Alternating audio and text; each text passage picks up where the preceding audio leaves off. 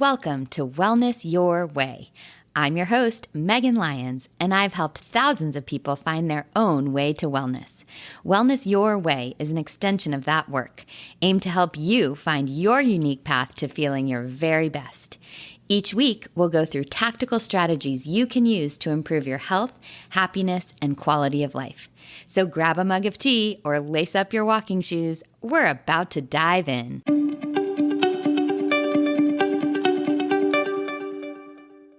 Welcome back to Wellness Your Way, my friends. I have sure got a flashy one for you today. I'm talking all about metabolism, what that word even means, how to know if you have a naturally low metabolism, and my top 10 ways to boost your own metabolism. I will also talk about a powerful new study on what type of treatment is best for heart health. I'll make a pudding recommendation and more. Let's dive in.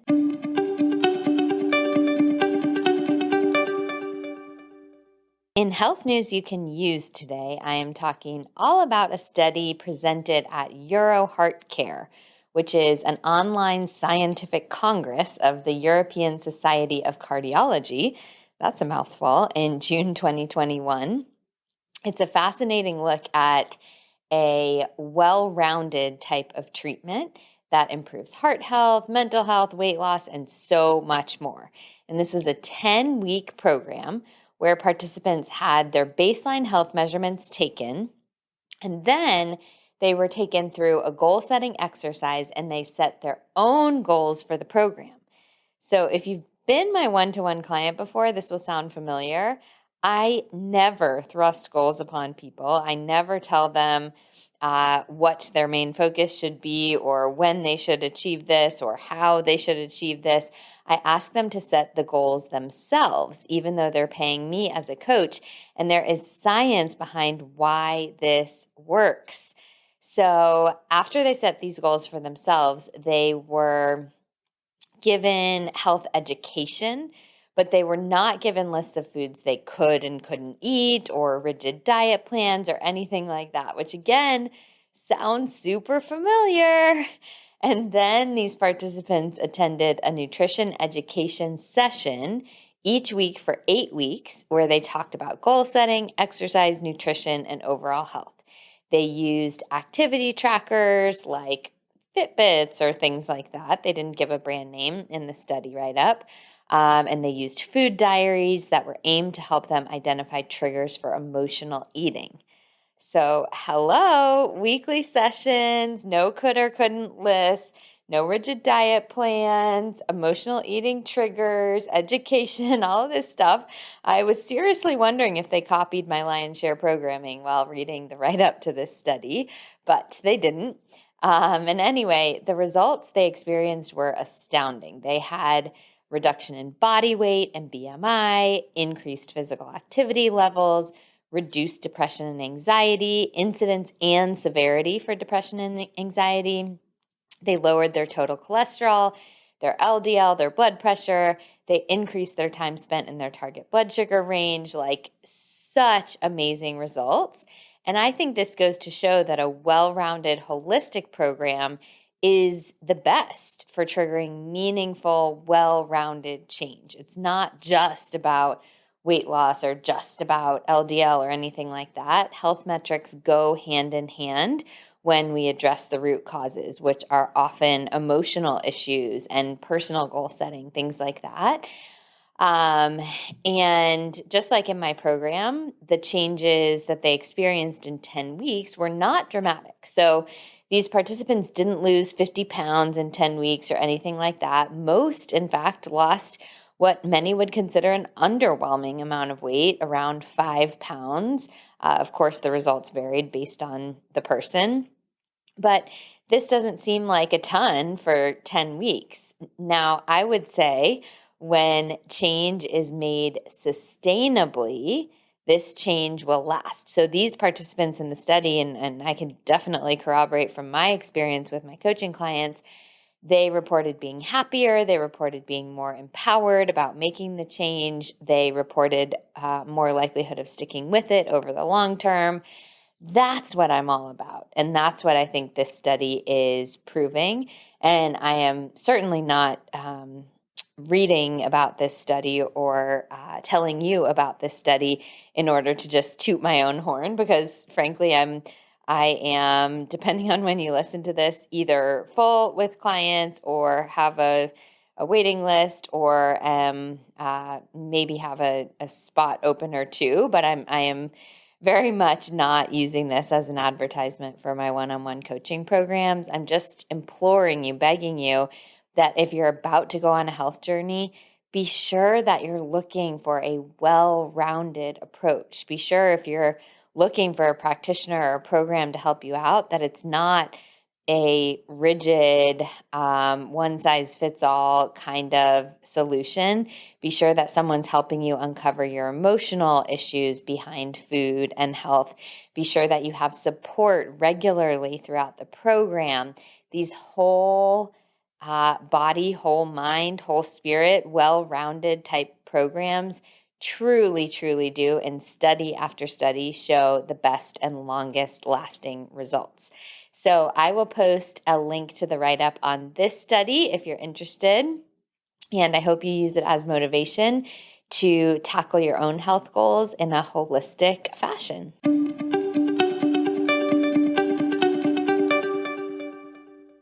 In today's Megan Recommends, I might have a surprise for you. You might know that I'm big on reducing sugar, but I also have a sweet tooth, which can be a pretty tough combination. And while I do make room for my dark chocolate every day, I would say 99% of the days, sometimes I want a little bit more.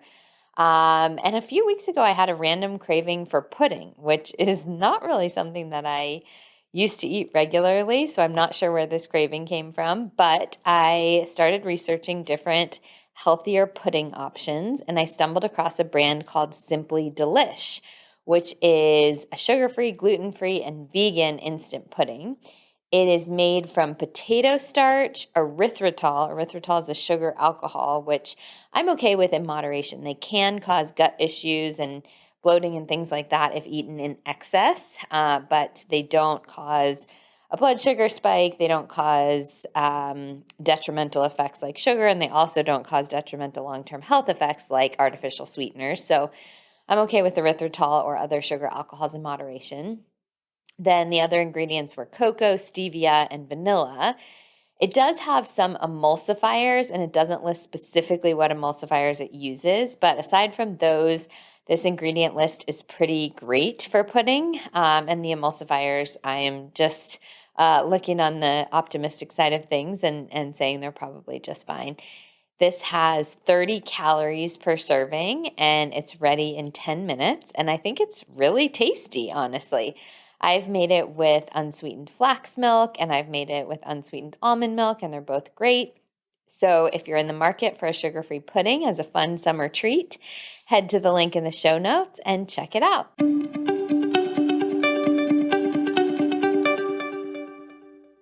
It's time for the veggies of the matter. And I never, ever, ever thought when I started the podcast that I would have a podcast titled How to Boost Your Metabolism, even though I threw naturally on the end of that. That's just not really typical lion's share mentality. I'm all about feeling great inside and out and protecting your long-term health and choosing to be empowered about your health. And metabolism, at least the way we use it conventionally or in what I call pop culture nutrition, is just too flashy. But there comes a time when you just get asked a question too much over and over and over, and it just becomes easier to answer it. Plus, I'm kind of terrified at what you might find if you Google metabolism boosting secrets or something like that. I don't want you, because I care about you, to wind up with some scary pills or some crazy master cleanse diets or something like that. So here we are. Top tips to boost your metabolism naturally. I am excited to dive into them, and I hope you find this helpful. Before we get into the tips, I want to talk about what metabolism actually is. Technically speaking, it is the sum of all the chemical processes that occur within a living organism in order to maintain life. That's a paraphrased version of the Oxford Languages definition. So basically, it's everything that happens in your body all the time, which is a very, very, very broad collection of processes. Now, colloquially, we mean, how quickly we burn fat, or how naturally thin we are, or how we can, even look at a cupcake and not gain weight, or we look at a cupcake and we do gain weight, or whatever. This is not wrong per se, because our metabolism is dependent on our body's ability to turn calories into energy and then run all of its processes with the energy. And when we get better at using the calories we eat, then we have more energy, we think more clearly, we have a healthier body, all of that. So it's not wrong the way that we talk about it generally with our friends, but it just doesn't tell you the whole picture. So if you were thinking about that thing I said about the cupcake and thinking, oh yeah, I have a slow metabolism, I want to blow your mind for a second. There is research that shows that people who think they have a slow metabolism actually do not burn any fewer calories at rest than those who think they have a fast metabolism. So a lot of what we say to ourselves, I have a genetically slow metabolism, or I can't handle that, or whatever, a lot of that is a construct of our imagination. However, what this study that I'm referencing misses is it's not just about how many calories we burn at rest.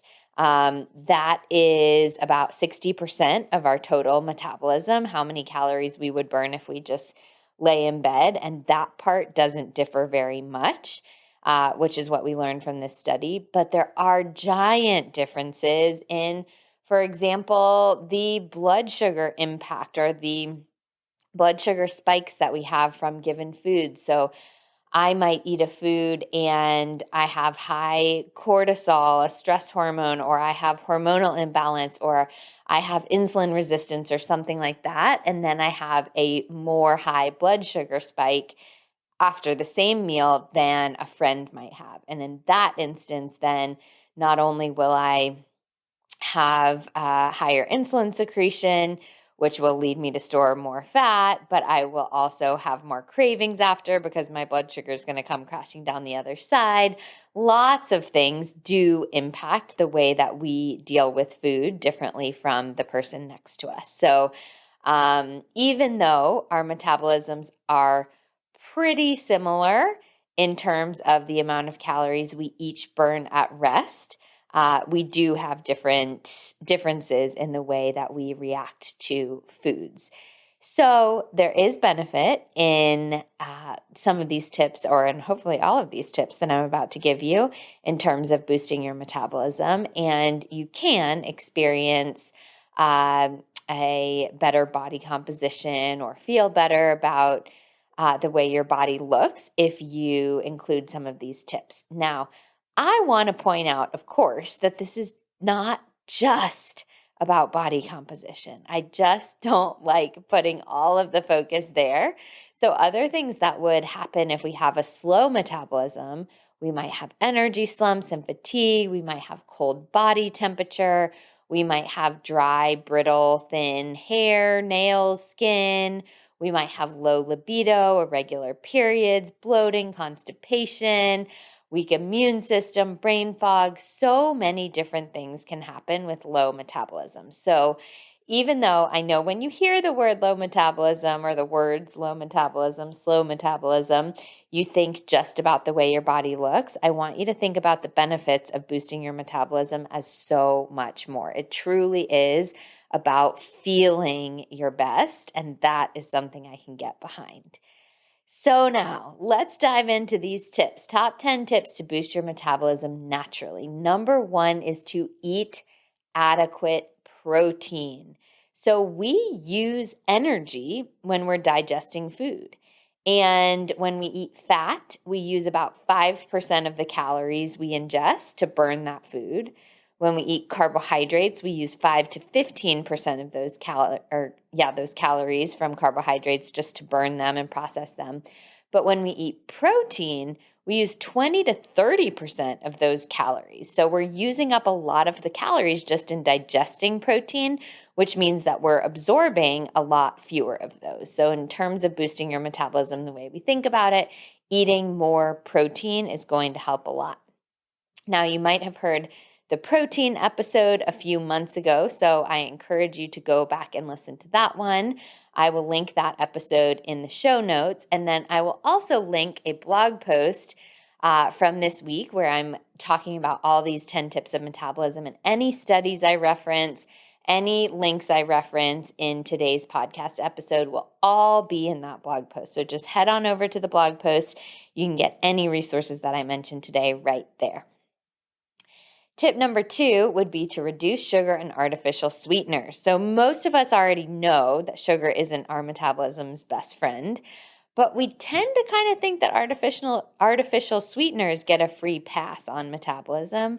But research shows that aspartame, sucralose, and saccharin are all linked to increased risk of metabolic dysfunction, metabolic syndrome, excessive weight gain, and type 2 diabetes, which are not good things, not things that we want to deal with. This is just from artificial sweeteners. So we're not talking about stevia. We're not talking about monk fruit. We're not talking about erythritol, which I just talked about in the pudding. We're talking really about those pink, yellow, and blue packets, aspartame, sucralose, saccharin, things like that, that are wreckers for your metabolism. Tip number 3 is not to restrict calories for too long. I know, a surprise, but dieting, the traditional way that we diet, is a really vicious cycle where you might think, I'm just going to eat less. I'm going to try to eat as little food as possible for a while to lose weight. And then when we get down our caloric intake, sometimes some of these diets are promoting caloric intake of really, really small numbers. Our body's really smart and our body wants to keep you alive. So what it does is it just learns to operate on the lower calorie intake. This is the very definition of lowering your metabolism. It is slowing down its processes and becoming more efficient so that it requires less energy because you're giving it less energy. But then whenever you start eating your higher calorie intake again, your body thinks it's being overfed and it stores excess fat.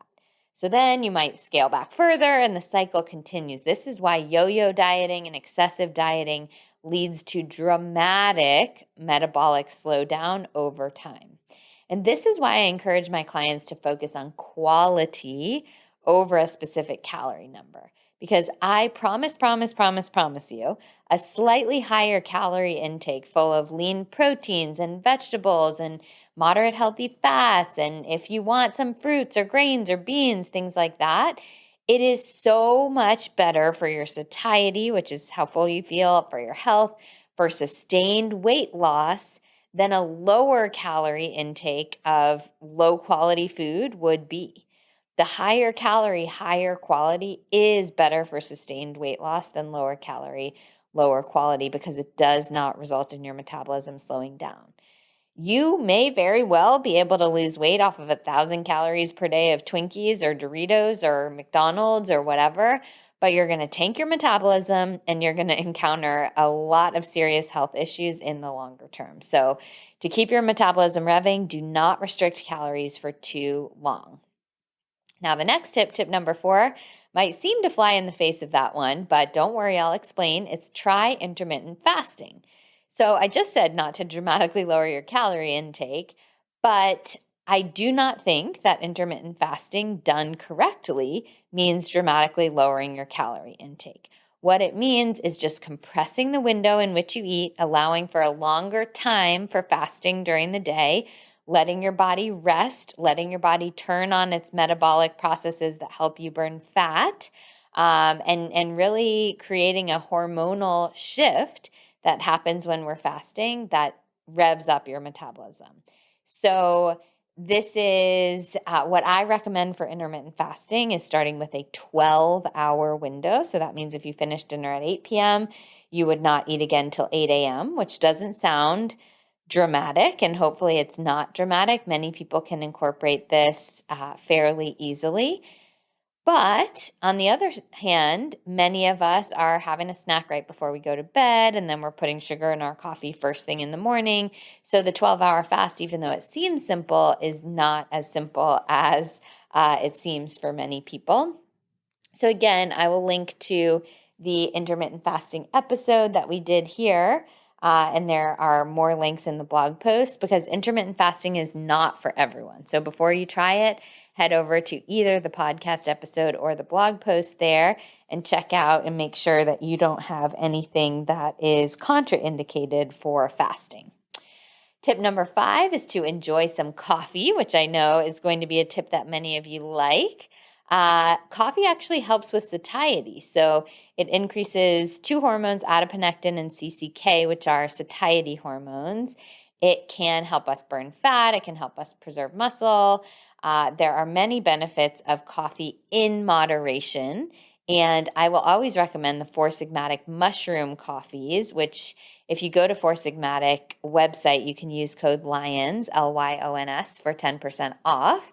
And the reason I recommend that is it's lower caffeine. It's 50 milligrams of caffeine, but has all the metabolic boosting benefits of coffee. It is coffee. It's really good, organic, high-quality coffee, so I would recommend that.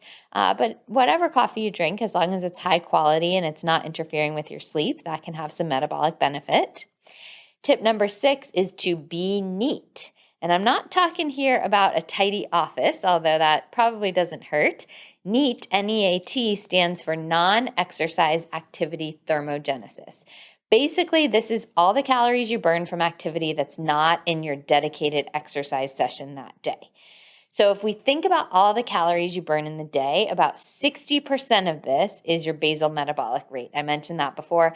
This is just the amount of calories you'd burn laying in bed all day. And this really doesn't vary much, even if we think we have a slow metabolism. So someone of the same gender, age, height, and weight has this 60% basal metabolic rate, pretty much the same person to person.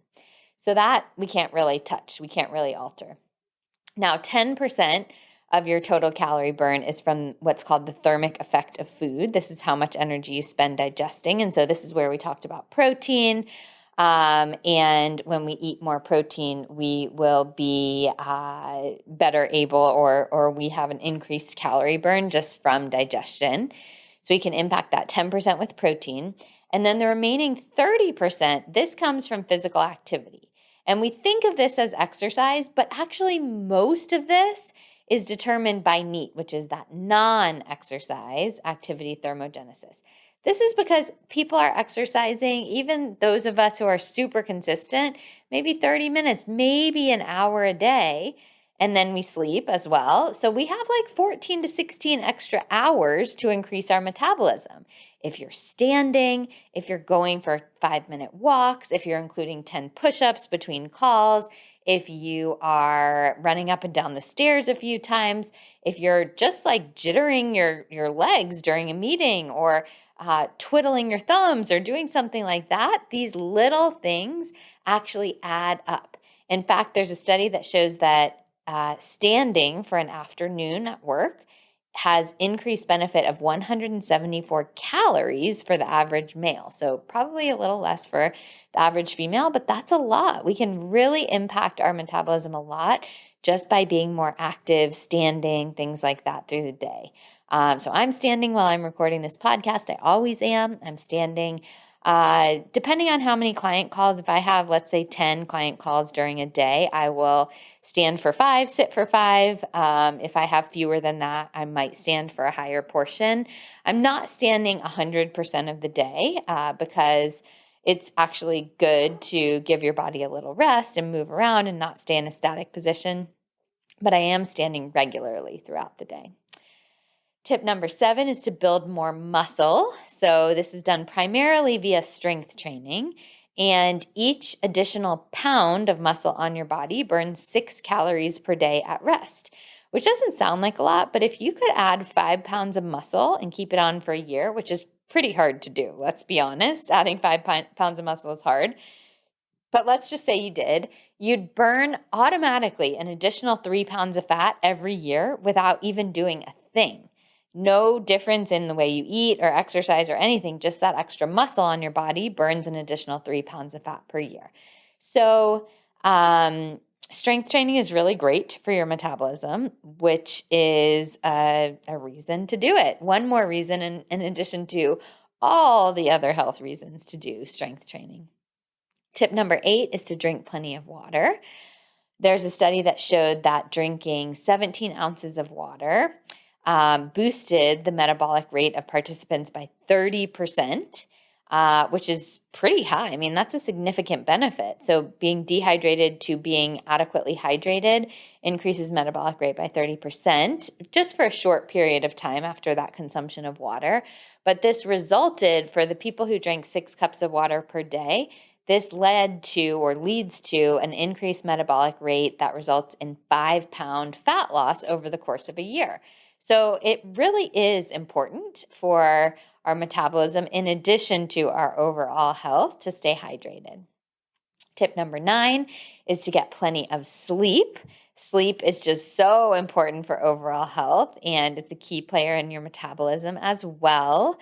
Being sleep deprived, you would think I'm sleep deprived based on the way I said that, but I got it out this time. Being sleep deprived makes us a poorer utilizer of sugar. So we're not able to use sugar as fuel as well as if we have adequate sleep.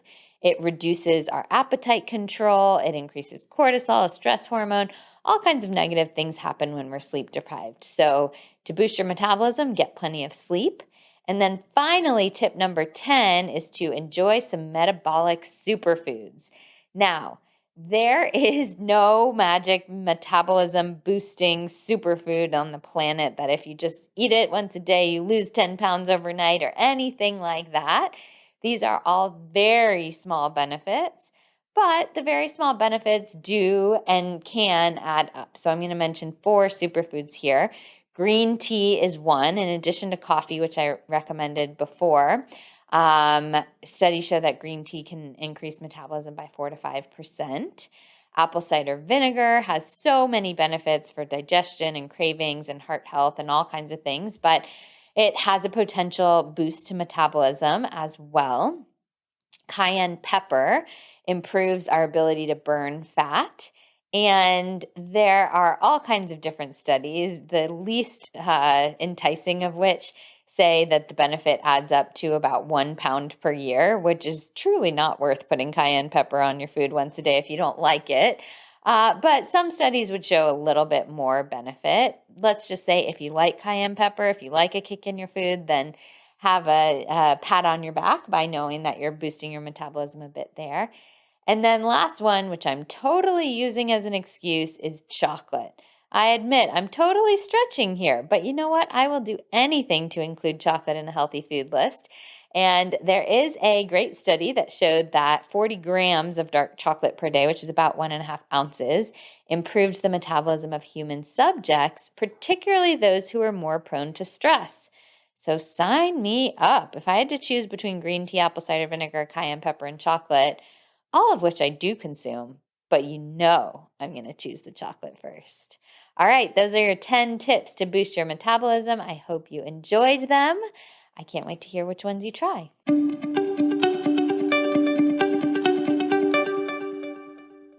It's time for your call to action, and yes, that means I'm skipping listener Q&A for this week. I realize I was a bit long-winded with your veggies of the matter, and I am trying to do my best to keep this podcast at a friendly length for all of you. So let me know if you particularly missed listener Q&A, then shoot me a DM on Instagram. I'm at The Lion's Share, TheLyonsShare, and let me know that I should bring it back. And if you didn't miss it, let me know that as well. I'm always looking for your feedback on how to make this podcast what you want to hear. So that said, let's get to the call of action. It's a quick one for today. It's to choose one of the 10 metabolism boosting tips to focus on this week. Just apply it every single day or as much as possible and see how you feel when you apply it. Thanks so much for listening to another episode of Wellness Your Way. I can't wait to be back in your earbuds next week.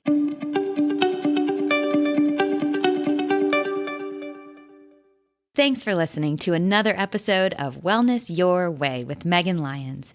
I always love connecting with listeners, so be sure to follow me on social media. And don't forget to subscribe wherever you get your podcasts so you don't miss brand new episodes each week. If you love Wellness Your Way, please leave us a rating and review. I appreciate it so much. Stay well, and I'll be back next week.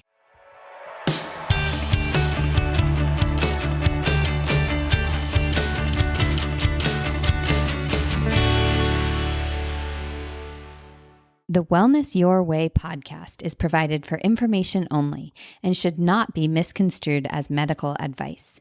Please consult with your physician or otherwise qualified practitioner on any matters regarding your health and well-being or on any opinions expressed within this podcast or the Lionshare website.